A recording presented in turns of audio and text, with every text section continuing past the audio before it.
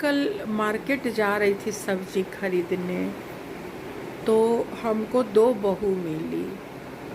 तो हमने सब्जी वाला के पास बोला कि सब्जी तो मैं लेके जा रही हूँ, लेकिन पता नहीं हमारी बहू को पसंद पड़ेगा नहीं पड़ेगा, रुकिए हम कॉल करके पूछ लेते हैं।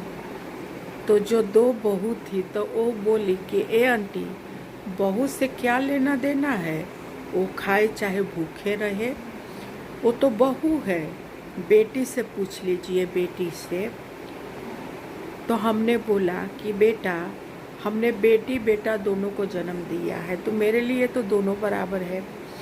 और बहू कोई उठा के तो नहीं लाई हूँ, बहू को ब्याह के लाई हूँ, शादी करके लाई हूँ, बेटा से सिंदूर डलवा के लाई हूँ।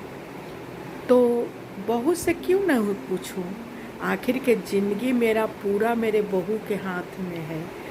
मेरी बहू बुढ़ापे की सहारा है, मेरी बहू बुढ़ापे में हमारी सेवा करेगी, हमारी बहू हमको भूखे नहीं सोने देगी, हमारी बहू हमारी सेवा करेगी, खाना बनाएगी, हमारा कपड़ा धोएगी, हमारा बाल बनाएगी, फिर हमको नहलाएगी धोआएगी, और बेचारी हमको तीनों टाइम का खाना बना के देगी, और हम बिस्तर पर रहेंगे, और जब चिल्लाएंगे तो हम अपनी बहू को ही बुलाएंगे। बेटी को तो ब्याह देंगे तो बेटी तो अपने ससुराल चली जाएगी, लेकिन हमारी बहू 24 घंटा मेरे साथ रहेगी, क्योंकि बेटी के बाद अब ये घर बहू का है। अब बहू को जो दिल में आएगा बहू करेगी, काहे कि अब इस घर की मालकिन मैंने बहू को उतार लिया है और बहू को बना दिया है। बेटी आएगी तो हमारी बहू उनकी पूरा ख्याल रखेगी। ननद 5 दिन के लिए आई है माँ जी, उनको कोई चीज़ की कमी नहीं होना चाहिए। बनाएगी, खिलाएगी, हंसेगी, बोलेगी, मार्केट जाएगी, सामान लाएगी, और मेरा काम है बस दोनों को खुश रखना, तीनों को।